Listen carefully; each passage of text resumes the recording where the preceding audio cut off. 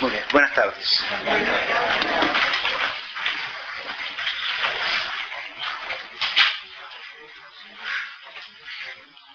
Hoy vamos a entrar en el Nuevo Testamento y vamos a retomar la clase por donde terminamos la pasada, ¿no? Porque terminamos la clase pasada en una bendición, ¿no? Y vamos a empezar esta clase con otra bendición. Bendito sea Dios y Padre de nuestro Señor Jesucristo, que en Cristo nos bendijo con toda bendición espiritual en los cielos. Por cuanto que en Él nos eligió antes de la constitución del mundo para que fuésemos santos e inmaculados ante Él en amor, y nos predestinó a la adopción de hijos suyos por Jesucristo, conforme al beneplácito de su voluntad, para la alabanza de la gloria de su gracia, que nos otorgó gratuitamente en el amado, en quien tenemos la redención por su sangre, la remisión de los pecados, según las riquezas de su gracia, que sobreabundantemente derramó sobre nosotros toda sabiduría y prudencia, dándonos a conocer el misterio de su voluntad, conforme a su beneplácito, que se propuso en él, para realizarlo al cumplirse los tiempos, recapitulando todas las cosas en Cristo, las del cielo y las de la tierra.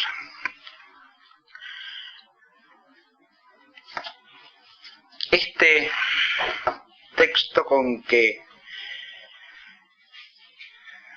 prácticamente se inicia la epístola de los Efesios después del saludo inicial, ¿no? Tiene rigurosamente la forma de una bendición, según la tradición bíblica y según la tradición judía.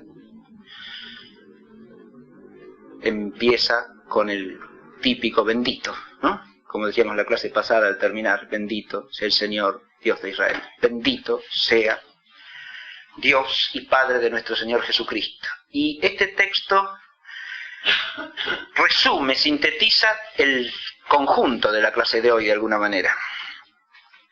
Porque la clase de hoy abarca dos partes fundamentales, que son las que están insinuadas en el título. La clase pasada vimos la felicidad en el Antiguo Testamento, centrándola en tres puntos fundamentales que a su vez son atravesados por un eje que los unifica, ¿no? Primero, la felicidad de ser miembro del pueblo de Dios. Segundo, la felicidad de ser justo en Dios en misterio. Tercero, la felicidad que es la alegría del reino, en la esperanza firme del reino que viene. Y por último, la bendición como el gesto que, al recoger todos esos dones de Dios, constituye la actitud que funda la posibilidad de toda esa felicidad y esa alegría, y al mismo tiempo la expresa, la manifiesta y la celebra. Y ahora retomamos desde el cumplimiento de la promesa que estaba dada en el Antiguo Testamento, según lo que dice el inicio de la epístola a los Hebreos. En otros tiempos habló Dios a nuestros padres por medio de los profetas, pero ahora al llegar la plenitud de los tiempos nos ha enviado a su Hijo. Este envío del Hijo es el cumplimiento del designio de salvación, pero es al mismo tiempo un misterio que trasciende el don de la salvación misma.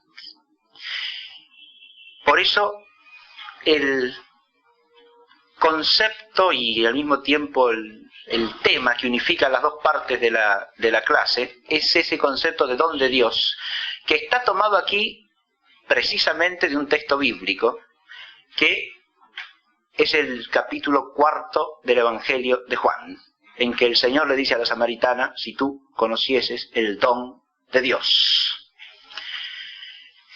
El don de Dios es una expresión que vamos a comentar un poquito más adelante, pero desde ya ese de Dios primariamente se entiende como un genitivo subjetivo, es decir, implica quién es el que da, ¿no? El don de Dios es el don que viene de Dios, lo dado por Dios. Pero la exégesis de la expresión en el texto de Juan lleva a que también es objetivo, porque en realidad el don de Dios al que se alude allí es el mismo Jesucristo como Hijo unigénito, que es Dios el mismo, de manera tal que el don de Dios tiene aquí el doble sentido, es al mismo tiempo el don que da Dios y el don que hace Dios de sí mismo al hombre. Y esto es lo que nos permite unificar, digo, las dos partes fundamentales de la clase, porque si nosotros tenemos que empezar a ubicar el tema de la felicidad en la visión cristiana y neotestamentaria, obviamente la felicidad empieza por la condición de bautizado. Claro, es decir, la dicha del cristiano tiene su raíz en que está por el bautismo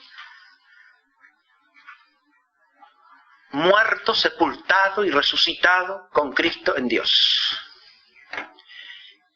Y lo está porque está constituido por ese bautismo y por su don en Hijo de Dios. Entonces lo primero que vamos a tratar de hacer es recorrer esa condición de Hijo de Dios, ¿no? A través de una serie de textos y tratando de destacar sus aspectos fundamentales desde el Nuevo Testamento. Pero esa gracia bautismal que nos hace hijos de Dios, esa condición de hijos de Dios, nos lleva de suyo a que se trata en nuestro caso de una adopción filial o de una filiación adoptiva, que somos hijos porque somos constituidos hijos, no porque lo seamos por esencia, por naturaleza. Pero nuestra constitución en hijos tiene que ver precisamente con que el Hijo único, el unigénito, el Hijo de Dios, que es Dios junto al Padre y hacia el Padre, según el prólogo de Juan, ese Hijo unigénito que es el Logos de Dios, se ha hecho hombre para hacernos a nosotros hijos por adopción. De modo que el misterio de la filiación es inseparable del misterio de la encarnación. Y si el misterio de la filiación divina pone el límite o el extremo, digamos así, de la felicidad cristiana vista desde el cristiano, el misterio de la encarnación pone el extremo superior de esa felicidad visto desde el don de Dios, precisamente, que es Dios mismo dándosenos a nosotros. Vamos a empezar entonces con la primera parte de la clase, el don de Dios y la condición de hijos en el Hijo por el bautismo.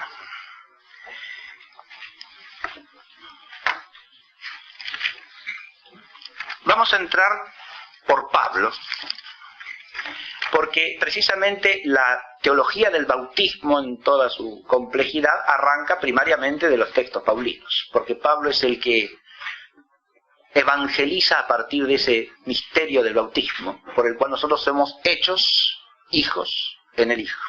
Vamos a leer entonces primero en la epístola a los Gálatas,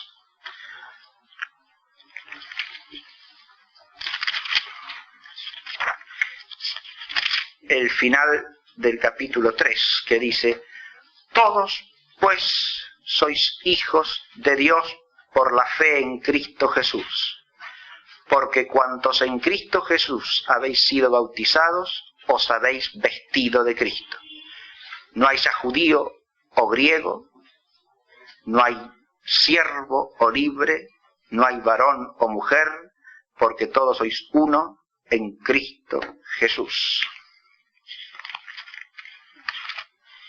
Y el mismo Pablo, en el capítulo 8 de la epístola a los Romanos, dice: no hay pues ya condenación alguna para los que son de Cristo Jesús, porque la ley del Espíritu de vida en Cristo Jesús me libró de la ley del pecado y de la muerte. Así se inicia el capítulo. He leído versículos 1 y 2, y a partir del 14 ahora.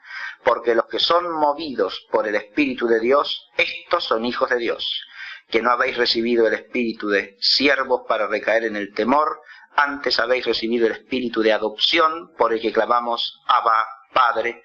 El Espíritu mismo da testimonio a nuestro espíritu de que somos hijos de Dios, y si hijos, también herederos, herederos de Dios, coherederos de Cristo, supuesto que padezcamos con Él, para ser con Él glorificados. El texto de Gálatas expresamente menciona el bautismo como la raíz de la filiación. Y el texto de Romanos que acabamos de leer menciona la filiación a partir de nuestra vinculación con el Espíritu que recibimos como bautizados. El Espíritu que recibimos por el bautismo. Este Espíritu es el que nos hace hijos, nos hace capaces de dirigirnos a Dios como Padre, al modo en que el Hijo único se dirige a Él como Padre. Nos hace capaces de ser hijos, y porque somos hijos podemos decir la palabra que es propia de los hijos y llamar al Padre como lo llama solamente el Hijo. Padre, pero al modo en que el Hijo llama al Padre, papá. Y a partir de ahí somos herederos, porque somos coherederos, es decir, somos unidos al Hijo único, para poder participar de su herencia, y en su herencia entra la totalidad de los dones de la vida del reino que Él ha instaurado. De manera que esa herencia en los cielos es aquello que se nos abre a partir de la comunión de vida con Cristo, que nos hace en el Espíritu hijos, por medio del Hijo y en el Hijo. Esa expresión de Pablo de en el Hijo acentúa el hecho de que el Hijo no es solamente un mediador a través del cual nos viene un don, sino que es además aquel en unión con el cual vivimos, en quien somos hijos. Porque el ser hijos es una condición ontológica y al mismo tiempo vital, inseparablemente. De manera que somos hijos en la medida en que existimos y vivimos en el Hijo, en la vida del Hijo. El otro gran cantor neotestamentario de la filiación es obviamente Juan. Y el título segundo nos remite, obviamente, a la primera epístola de Juan. Cuando hablamos de ser llamados hijos y serlo, estamos citando, obviamente, el capítulo 3 de la primera carta de Juan, que es lo que vamos a leer a continuación.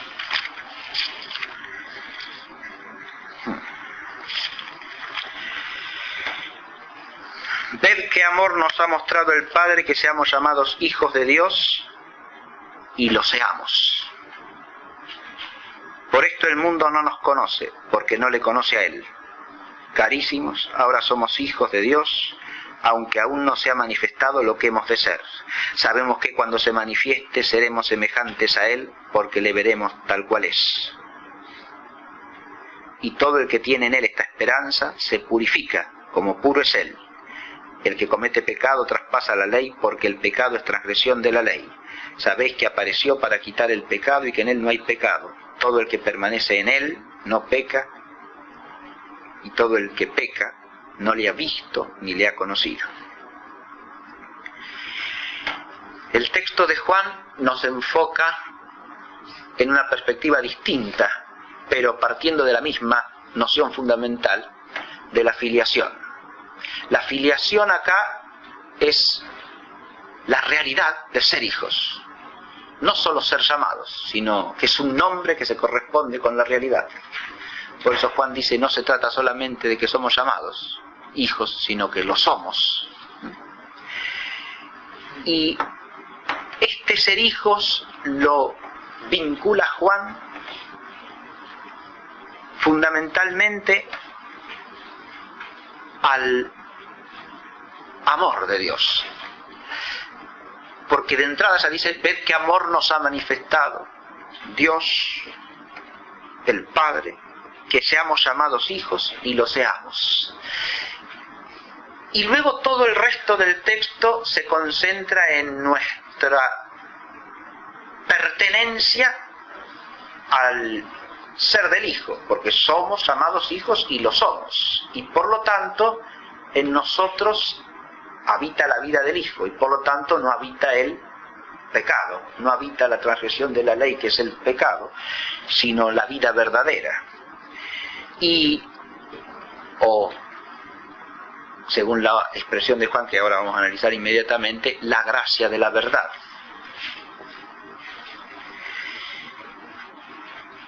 El texto de Juan tiene algunas aristas que resultan duras de entrada, porque dice, todo el que permanece en él no peca, y todo el que peca no le ha visto ni le ha conocido. Acá el pecar no se refiere obviamente al cometer una acción ocasionalmente pecaminosa, sino que se refiere al vivir en el pecado, es decir, al vivir apartado de la gracia divina. Y después por participación también de cualquier pecado, que de alguna manera nos desdice de la condición de hijos hasta cierto punto, ¿no? Pero acá primariamente está apuntando Juan al hecho de que el que vive en Dios como hijo, como receptor de su amor, y eso es lo que va a seguir después en la carta, vive en el amor de Dios y por lo tanto vive de ese amor y por ese amor, de manera tal que no peca, porque vive en el amor divino. El amor divino opera en él activamente y es su vida interior más profunda, de manera tal que lo hace obrar según el ágape divino.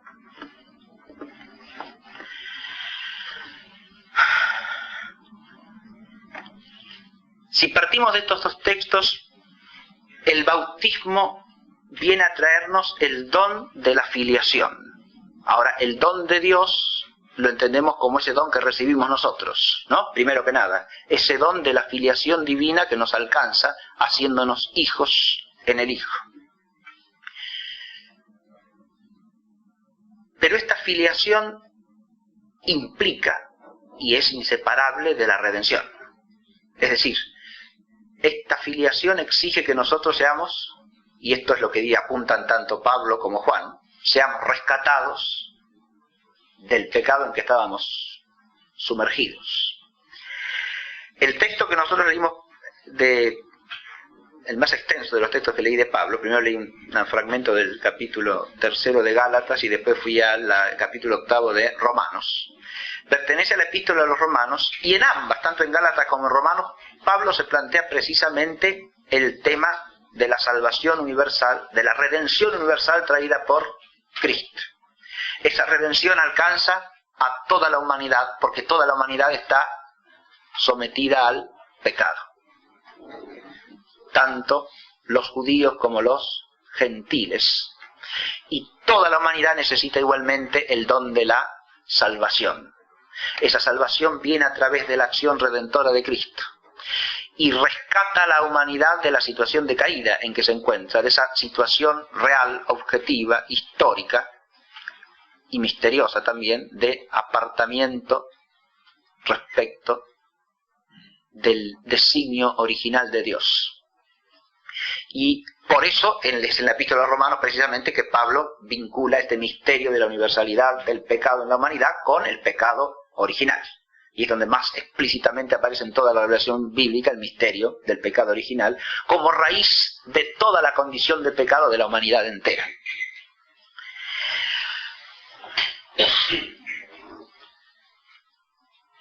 Este misterio de la redención es operado por Cristo, pero precisamente es operado por Cristo en la condición que Él reviste de ser el nuevo Adán, el Adán nuevo y definitivo. De nuevo, esta es una visión propia de San Pablo. San Pablo visualiza en Cristo al nuevo Adán, por oposición al primer Adán. Este Adán es al mismo tiempo, según la expresión del propio Pablo, el Adán celestial, el Adán definitivo. Y esto quiere decir que, además de ser quien obra la redención, es quien retoma la humanidad según su forma original, primera, según el designio primero de Dios, la retrotrae o la recapitula a los orígenes, pero al mismo tiempo trascendiendo esos orígenes. Porque este nuevo Adán, y esto lo dice Pablo también expresamente, es superior infinitamente al primer Adán. No es una repetición del primer Adán. Este nuevo Adán es un Adán celeste en comparación con aquel que era un Adán terreno. Porque este nuevo Adán es hombre con una humanidad que es la humanidad del Hijo de Dios. Es decir, que es la humanidad del Verbo encarnado. Y ahora de nuevo encontramos un vínculo de unidad inseparable entre este misterio de la redención y el misterio de la encarnación. Porque esta recapitulación de la naturaleza humana y con esa de la creación entera, esto lo hemos leído en la bendición inicial del capítulo 1 de la Epístola a los Efesios, esta anaquefalaiosis de la creación entera en Cristo implica que no solo la humanidad es restaurada, sino que también el cosmos entero es restaurado y es llevado a una plenitud que es aquella que anunciaban los profetas, ¿no?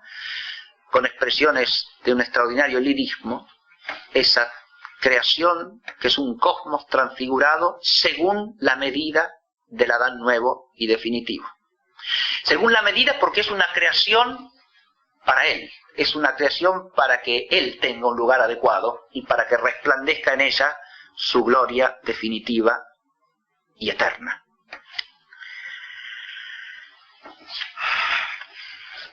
Ahora entonces el don de Dios, que es para nosotros la condición de hijos, que implica el ser rescatados de la caída en la que estábamos sumergidos, se nos hace visible como el don que es Dios mismo para nosotros. Bendito sea Dios el Padre de nuestro Señor Jesucristo, que nos ha bendecido en Cristo con toda clase de bendición espiritual en el cielo. Con toda clase de bendición espiritual en el cielo. Y la bendición suprema con que nos ha bendecido es Cristo mismo. Ahora sí, voy al texto del diálogo con la samaritana.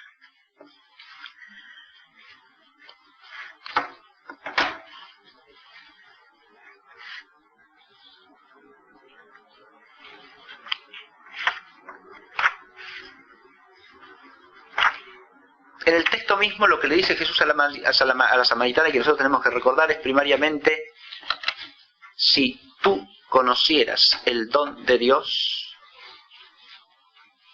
me pedirías a mí el agua para beber. Si tú conocieras el don de Dios. Pero la expresión que a nosotros nos importa fundamentalmente es esa: si tú conocieras el don de Dios. Esa expresión es una expresión que ha sido comentada en toda la tradición patrística, y lo que yo voy a leer son algunos fragmentos de una obra exegética sumamente interesante, que es este libro de Ignacio de la Poterie que se llama La verdad de Jesús. Acá lo que hace de la Poterie es analizar algunos textos del Evangelio de Juan, fundamentalmente, para llegar al concepto joaneo de verdad, ¿no? Y al analizar en la parte primera, capítulo segundo, el artículo de Jesús y los samaritanos, y hace un análisis del capítulo cuarto. Y yo voy a leer algunos fragmentos de ello. La expresión de 4:10 sintetiza estos datos. El don de Dios no es ya como en el judaísmo la ley de Moisés. Es la ley nueva, la revelación. que llega a su culminación en Jesús. Él viene de explicar que, según lo que aparece muy clara y explícitamente en el prólogo del Evangelio de Juan, hay una contraposición sistemática en todo el vocabulario del Evangelio de Juan entre la ley nos fue dada por Moisés, la gracia y la verdad por medio de Jesucristo. Ahora, también recorre algunos textos de la tradición rabínica del judaísmo poco anterior a la época de Cristo, en que la expresión el don de Dios se refiere primariamente a la ley de Moisés, a la ley, a la palabra, a la Torá. Pero ahora en Juan esta expresión cambia de significado, es decir, eleva su significado, no lo cambia en lo radical. Desde la misma raíz el significado se hace mucho más profundo, porque se eleva como en el ritmo del comienzo de la Epístola de los Hebreos, desde esa palabra profética comunicada a través de mediadores humanos, a la palabra misma consubstancial al Padre, que es el Hijo. Y entonces Él es el don supremo. Pero lo que importa destacar desde la perspectiva teológica es que ahora el don ya no es solamente algo dado por Dios, sino que es Dios mismo, que en persona se nos da.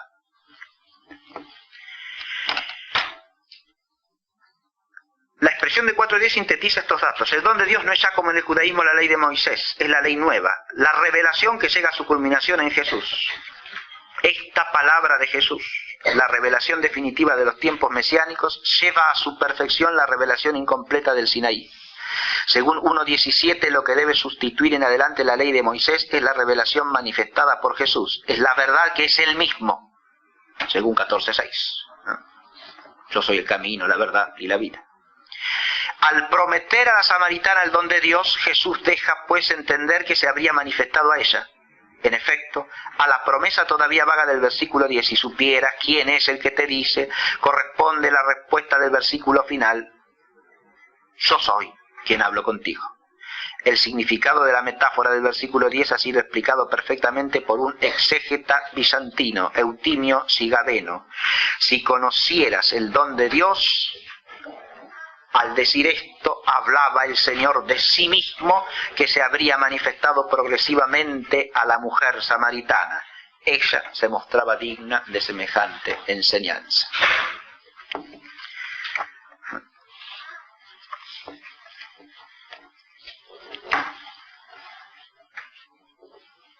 Si nosotros ahora entendemos el bautismo a partir de esa visión del don de Dios como Dios dándose a sí mismo en la persona del Hijo encarnado, entonces esa felicidad bautismal se transforma, vista plenamente, en la felicidad del misterio de la encarnación. Y sólo desde allí adquiere su sentido pleno, su fundamento y al mismo tiempo su finalidad propia. La filiación hay que vincularla entonces directamente desde el punto de vista teológico a la encarnación. Esto es lo que surge teológicamente de un examen mínimamente atento de todos los datos escriturarios, que respete el conjunto de esos datos y al mismo tiempo que baje hasta la precisión exegética, ¿no? Yo acá lo único que quiero dar es un panorama introductorio a eso, ¿no? Como si uno recorre el concepto de bautismo desde el Nuevo Testamento, desemboca a través de todas las líneas fundamentales en el vínculo entre el don bautismal y el don que es el mismo Hijo de Dios hecho hombre. Por eso la filiación hay que vincularla con la encarnación. Y yo acá he puesto 3 puntos simplemente para presentar en relación con la encarnación. El primero es la problemática del fin de la encarnación y la encarnación como fin. Si Dios creó al mundo para que el Verbo se encarnase. Ahora, esta segunda parte es más propiamente teológica, especulativa que bíblica. Entonces voy a empezar, como empecé la otra leyendo un texto bíblico, leyendo un texto teológico, muy conocido. Porque empiezo leyendo el capítulo 4 del libro 2 de una de las obras más divulgadas de San Francisco de Sales, que es el Tratado del Amor de Dios. Dice San Francisco de Sales aquí: todo cuanto Dios ha hecho lo ha ordenado a la salvación de los hombres y de los ángeles. Y he aquí el orden de su providencia a este respecto, según podemos deducirlo de la Sagrada Escritura y la doctrina de los santos padres, teniendo en cuenta la imperfección con que solemos expresarnos. Dios conoció Ab Eterno, que podía crear un número incalculable de criaturas de diversas especies y cualidades a las que él se podría comunicar, y considerando que de todas las formas de comunicación no existiría ninguna tan excelente como la de unirse a alguna naturaleza creada, de tal suerte que la criatura fuese como injerta e incorporada a la divinidad, formando con ella una sola persona, su infinita bondad, que por sí misma tiende a comunicarse, resolvió y determinó proceder de tal manera para que, así como eternamente hay una comunicación esencial en Dios por la cual el Padre, engendrando al Hijo, le comunica toda su infinita e indivisible divinidad, y el Padre y el Hijo juntos dan origen al Espíritu Santo, comunicando en la propia y única divinidad, esta bondad soberana se comunicó tan perfectamente a la criatura que la naturaleza creada y la divinidad, conservando cada una sus propiedades, quedaron íntimamente unidas en una sola persona. Entre todas las criaturas que la soberana omnipotencia podía producir, tuvo a bien escoger la misma humanidad que unió después a la persona de Dios Hijo, reservándole la honra incomparable de quedar estrechamente ligada a su divina majestad, a fin de que gozase eternamente los tesoros de la infinita gloria. Después, habiendo preferido para esta suerte la humanidad sagrada de nuestro Salvador, dispuso la divina providencia no reducir su bondad a la sola persona del Hijo amado, sino extenderla benignamente a muchas otras criaturas. Sobre el cúmulo de cosas que podía producir, determinó crear a los hombres y a los ángeles, como para que hiciesen compañía a su Hijo, participasen de sus gracias y de su gloria, y le adorasen y alabasen eternamente. Y viendo que podía realizar de muchas maneras la humanización del Verbo, por ejemplo, creando su cuerpo y su alma de la nada, o formando el cuerpo de alguna materia ya existente, como hizo Adán y Eva, o por generación ordinaria de hombre y mujer, o finalmente por generación extraordinaria, mediante la mujer sin la intervención del hombre, determinó hacerlo de esta última manera. Y entre todas las mujeres que para eso pudo elegir, escogió a Nuestra Señora, por medio de la cual el Salvador de nuestras almas sería no solamente hombre, sino también hijo del género humano. Además, en obsequio al mismo Salvador, la divina providencia determinó producir todas las cosas naturales y sobrenaturales para que, sirviéndole ángeles y hombres, pudieran participar de su gloria. Por lo cual, aunque Dios quiso crearlos dotados del libre albedrío, con verdadera libertad de escoger entre el bien y el mal, para demostrar que la bondad divina los había destinado al bien y a la gloria, creólos en estado de justicia original, amor delicado que los disponía y encaminaba a la felicidad eterna. Mas como la suprema sabiduría había determinado combinar el amor original con el querer de las criaturas, en forma que aquel no forzase a éste, dejándolo libre así, previó que una parte, la más pequeña de la naturaleza angélica, perdiendo voluntariamente el santo amor, perdería en consecuencia su derecho a la gloria. Y como la naturaleza angélica solo podría cometer pecado mediante malicia expresa, sin tentación precedente ni motivo que la pudiera excusar, y por otra parte la más grande porción permanecería fiel al Salvador, Dios, que había glorificado de manera tan amplia su misericordia en la creación de los ángeles, quiso magnificar su justicia y en la plenitud de su indignación abandonar para siempre aquella desgraciada y triste facción de rebeldes que, obcecados por la soberbia, tan ingratamente habían intentado seducir a los demás y abandonarle.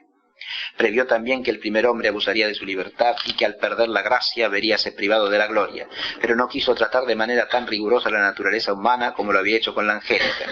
De ella había decretado elegir una venturosa porción para unirla a su divinidad. Vio que era una naturaleza débil, cual soplo que se va pero no vuelve, es decir, que se disipa en el camino. Tuvo en cuenta la emboscada que Satanás había preparado al primer hombre y la magnitud de la tentación que dio al traste con su estado. Consideró que todo el género humano perecería tras la falta de uno solo, y por todos estos motivos miró con lástima a nuestra naturaleza y decidió prodigarle su misericordia.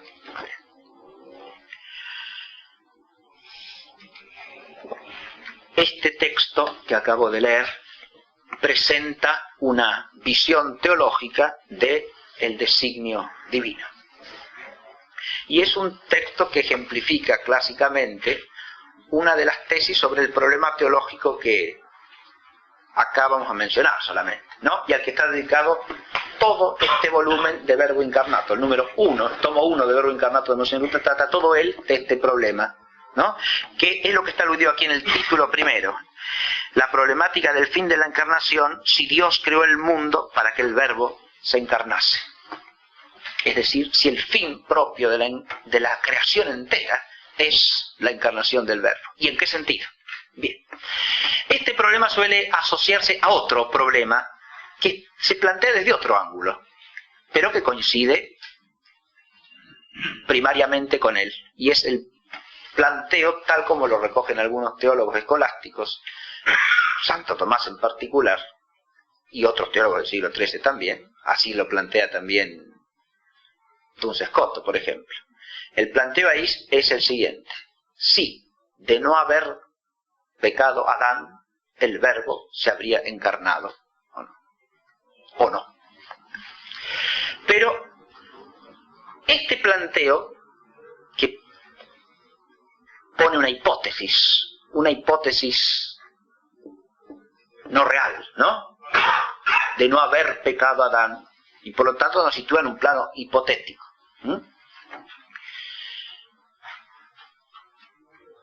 En el fondo, lo que está planteando es no si eso pudo pasar en absoluto, sino si de hecho el designio de Dios realmente vigente y su plan actual es tal que aún no habiendo pecado Adán, el Verbo se habría encarnado. La manera de plantearlo bajo esa hipótesis tiene cierta desventaja que algunos teólogos han notado con claridad. Primero, la de plantear una situación hipotética y real, ¿no? Y segundo, y eso lo dice muy expresamente un teólogo ruso, que es Bulgakov, ¿no? Que está citado aquí. Lo otro es que parece hacer depender el carácter últimamente final de la encarnación de algo que es, en última instancia, la decisión del hombre. Es decir, si el hombre peca o no peca, y si la encarnación depende de esto o no depende de esto. Ahora, el hecho se plantea mejor si uno se plantea cuál es el orden desde el punto de vista final, sin más. Porque en esto es bien sabido que si la cuestión se plantea desde el punto de vista de no haber pecado Adán, el Verbo igual se habría encarnado o no, un teólogo como Santo Tomás y un teólogo como Duns Scotus difieren, ¿no? Porque Santo Tomás contesta que parece más probable que no. Eso es lo que dice. Parece más probable que no, porque los argumentos positivos patrísticos, sobre todo, parecen inclinar la balanza de ese lado, ¿no? Y del otro lado, Duns Scotus dice que parece que sí. Que parece que sí. Pero si uno lo enfoca desde el punto de vista de la finalidad, sin más, las posiciones, lejos de contraponerse, más bien se acercan profundamente y convergen en lo fundamental. ¿A qué me refiero con esto? A que cualquier teólogo tomista también coincide en lo siguiente: que la encarnación trasciende el fruto redentor. O dicho de otra manera, la encarnación va más allá de la redención misma. Es algo más elevado y más... es un bien superior que el hecho de ser el hombre redimido, de ser el hombre rescatado de la condición de pecado. Y si hay algo claro en la metafísica tomista, es que cuanto más elevado es el ser de algo, es superior ese algo en el orden de los fines, porque es un bien más alto, ¿no? De manera que en eso un teólogo tomista tampoco difiere en el fondo de la perspectiva escotista. Es decir, la encarnación no se puede reducir a un medio de la redención. En eso coinciden una perspectiva y la otra. ¿Está claro? Independientemente de la cuestión del designio, de si el designio es consecuente o antecedente respecto de la previsión del pecado de Adán. No se puede reducir de manera alguna el misterio y el hecho de la encarnación a un medio de redención. Claro que hemos sido redimidos por el verbo hecho carne, pero el misterio de la encarnación trasciende ese fruto que es la redención. El misterio de la encarnación va más allá y nos lleva a nosotros más allá. Hay una manera, me parece catequística, muy simple de ver esto, ¿no? Si yo digo, redimir es rescatar a alguien por un precio. Ahora, si yo rescato a alguien, lo saco del mal en que se encuentra sumergido, ¿no? Muy bien. Si alguien está caído en un pozo, lo saco del pozo, lo dejo ahí afuera, ya lo rescaté, ¿verdad? Pero otra cosa es que yo a ese alguien lo invite a mi casa, lo haga sentarse conmigo a la mesa un rato, lo invito, hago algo más que sacarlo del pozo. Y otra cosa es que lo haga hijo mío. Es mucho más que sacarlo del pozo. Eso es elemental, fácil de ver humanamente. Es decir, si hay un mero rescate, el rescate es nada más que eso. Es sacar de una condición negativa y levantar de allí. Ahora, ¿para ponerlo dónde? Por eso, el contraste que hace Pablo entre el Adán primero y el nuevo Adán nos ilumina clarísimamente todo esto, ¿no? Porque el nuevo Adán es infinitamente superior al primer Adán. No es una repetición suya, no es otra mera criatura humana en estado de justicia original. El nuevo Adán es el verbo hecho carne. De manera tal que ahora Adán significa una cosa muy superior y trascendente. Y si esto lo llevamos a los designios de Dios, esto significa precisamente que todo ha sido por Dios querido de algún modo en vistas a eso que es el bien supremo. Esta es la perspectiva que prevalece tanto claramente desde la tesis escotista, ¿no? Pero también en gran medida de la tesis tomista, considerada no desde el punto de vista del orden del designio divino, sino más bien desde el punto de vista de la trascendencia esencial de la encarnación con respecto al fruto redentor de la misma.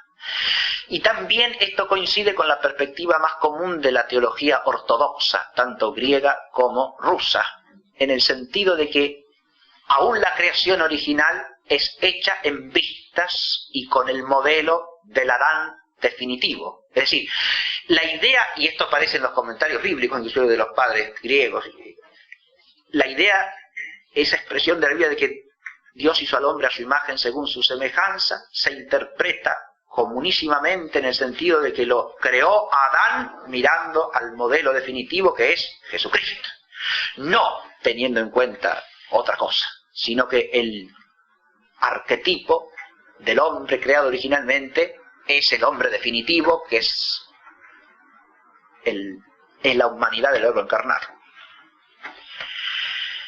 Él es la imagen conforme a la cual es creado el que es según la imagen, ¿no? Y para la semejanza.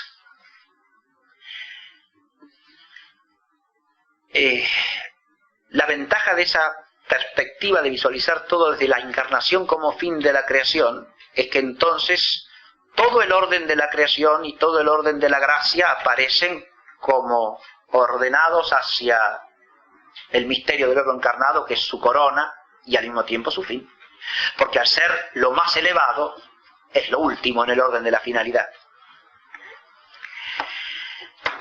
Esto aparece claramente vinculado a dos perspectivas que presento brevemente, ¿no? Una es los órdenes de la comunicación ad extra en relación con la encarnación. Dios se comunica ad extra según la teología escolástica clásica de tres maneras distintas: en el orden natural, en el orden sobrenatural y en el orden hipostático. Cada una de esas tres es más perfecta que la anterior. Por lo tanto, si hay un orden de finalidad, necesariamente es de lo natural hacia lo sobrenatural y de lo sobrenatural hacia lo hipostático. Nunca al revés.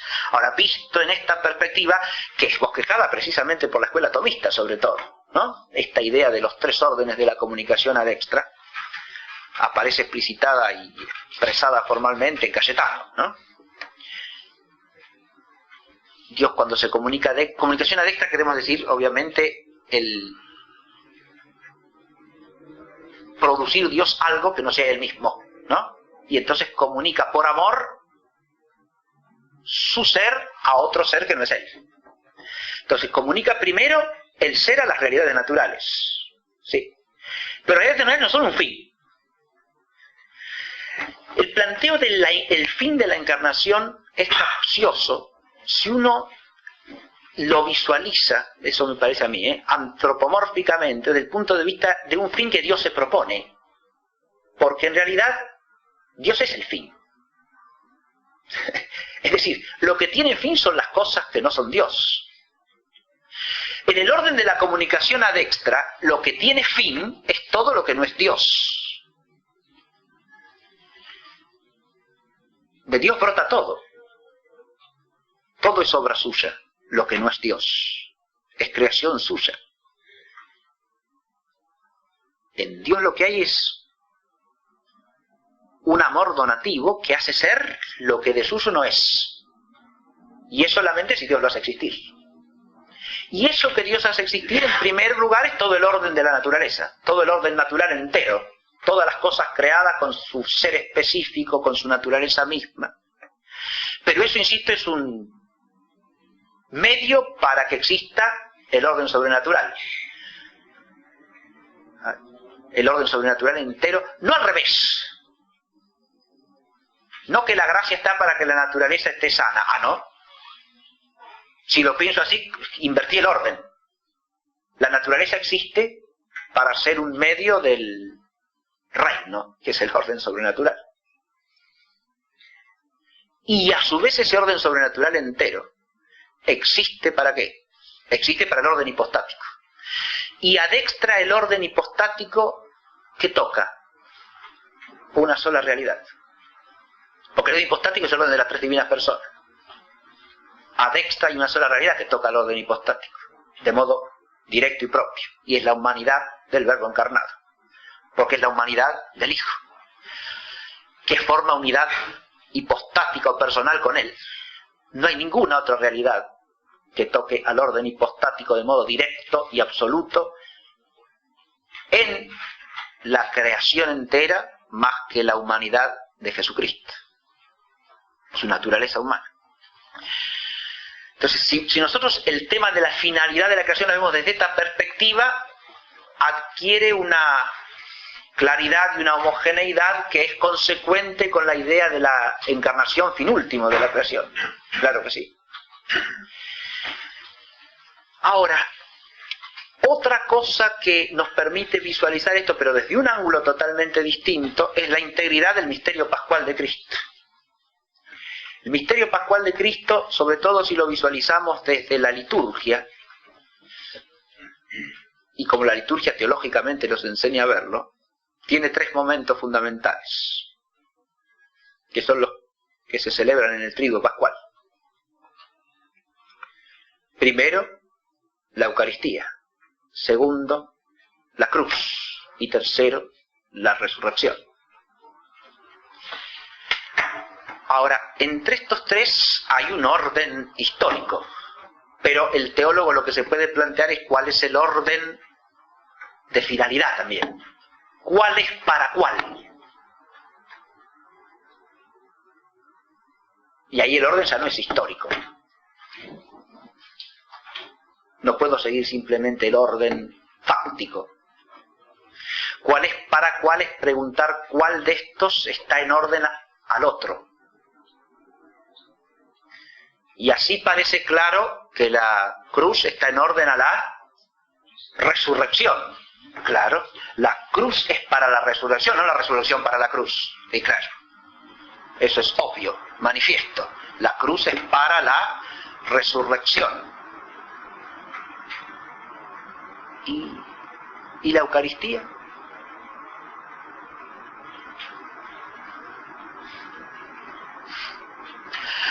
La cruz es para la resurrección y la resurrección, claro, la resurrección es la vida eterna, pero ¿y la vida eterna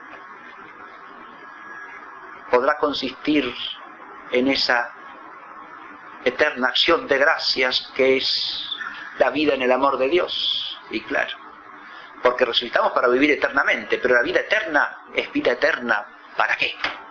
¿Qué es lo que hace que esa vida sea vida? ¿Cuál cuál es el corazón de esa vida. Y entonces ahora, si lo vemos desde allí, la Eucaristía es el fin. Claro. Es lo primero, pero es lo final. La cruz es para la resurrección y la resurrección es para la Eucaristía, para la acción de gracias, para la comunión de vida.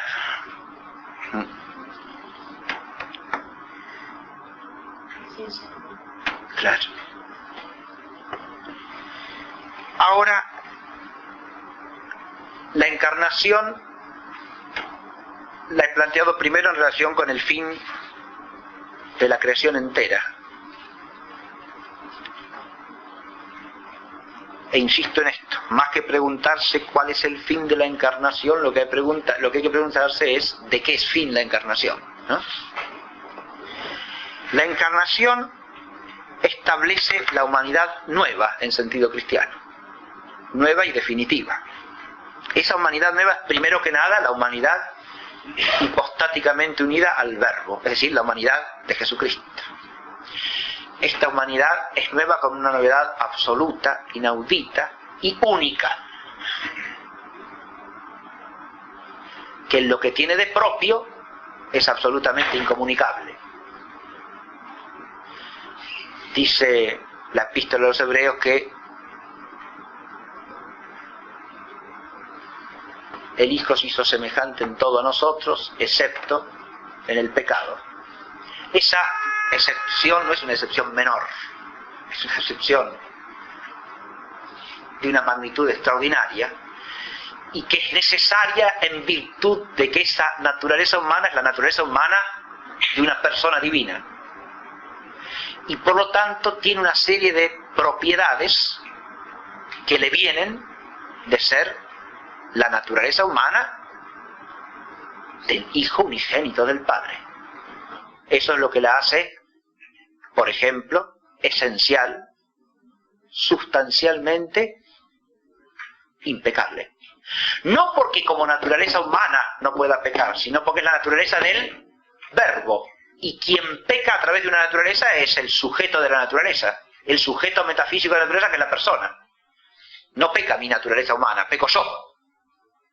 Ahora, si la naturaleza humana es la naturaleza del Verbo, el Verbo es absolutamente impecable. Por lo tanto, esa naturaleza, por ser personalmente la naturaleza del Verbo, es impecable. Metafísicamente impecable. Sí, señor.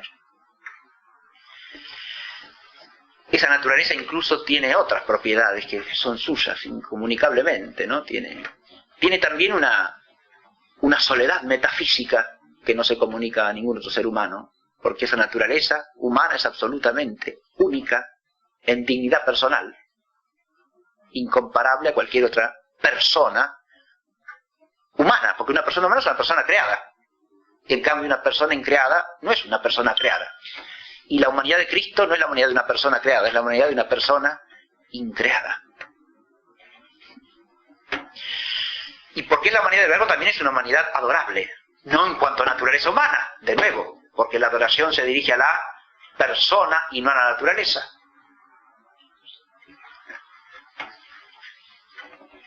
Si nosotros considerásemos por abstracción la naturaleza independientemente de la persona, no podría ser adorada. Y no, claro, si es una naturaleza creada. Pero esa naturaleza subsiste en la persona adorable del Verbo unigénito del Padre, y por lo tanto es una naturaleza personalmente adorable.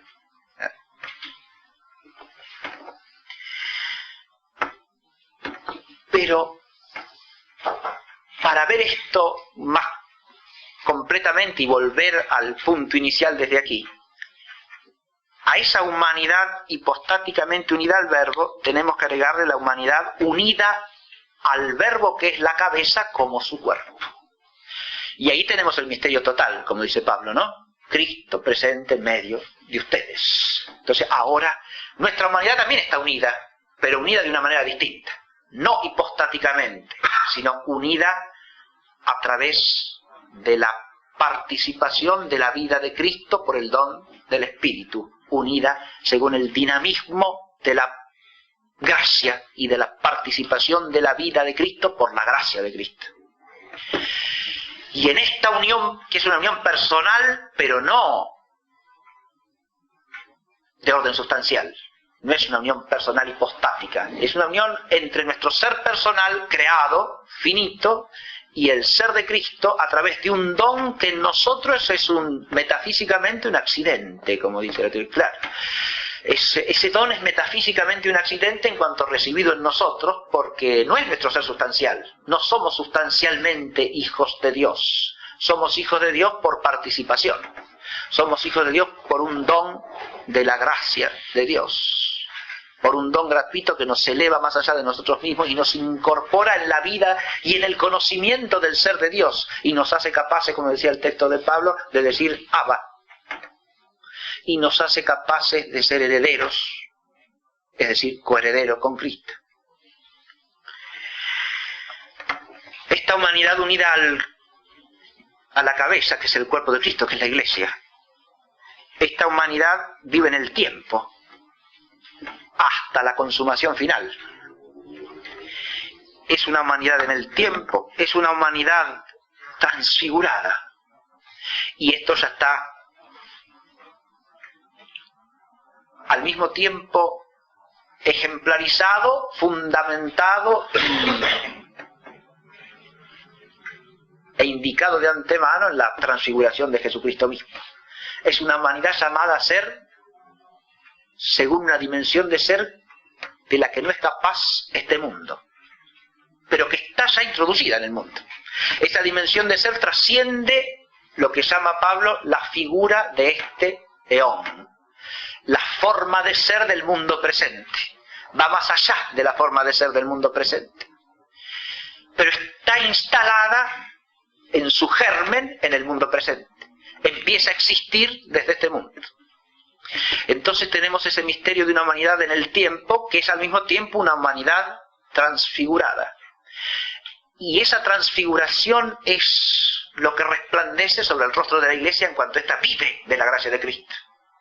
Es esa transfiguración que aparece en la Iglesia en cuanto que es la esposa engalanada con sus joyas y con oro de Ofir. Es la esposa que sale al encuentro del esposo y resplandece con el brillo de esa unión de amor entre el esposo y la esposa, entre Cristo y su Iglesia. Es la transfiguración que resplandece en el rostro de los santos, es la transfiguración que resplandece en la divina liturgia, es la transfiguración que resplandece en todo anticipo del reino consumado que se manifiesta en el tiempo de este mundo. Y es al mismo tiempo humanidad resucitada. Y con esto volvemos al comienzo, porque Pablo dice que el bautizado está sepultado, muerto y resucitado con Cristo en Dios. El bautizado ha recibido ese principio, raíz de esa vida que es vida en Cristo, y por lo tanto vida en Cristo resucitado, en orden a vivir para siempre con Él, en orden a resucitar con Él. Y todo esto que hemos tratado de sintetizar, todo este don de Dios, el don de Dios, si conocieras el don de Dios, ese don de Dios que es Dios, ¿no?, nos lleva a la raíz misma del don, que es lo que decía el texto de San Francisco de Sales. Pero a eso le dedicaremos una clase entera más adelante. Pero con eso quiero terminar, porque la inmensurable riqueza de ese don, ¿qué es lo que hace que necesariamente tengamos que estar pensando en él para tener en nuestras pobrecitas mentes al menos una idea mínima de lo que se trata, ¿no? Por eso tenemos que hacer el esfuerzo constante de actualizar en nosotros esa gracia bautismal de la fe para tratar de vislumbrar al menos en una mínima medida qué es ese don. Porque tenemos el germen del conocimiento de ese don, eso que le dice el Señor a la samaritana, si conocieras el don de Dios. Y el germen de ese conocimiento está en la gracia que hemos recibido en el bautismo.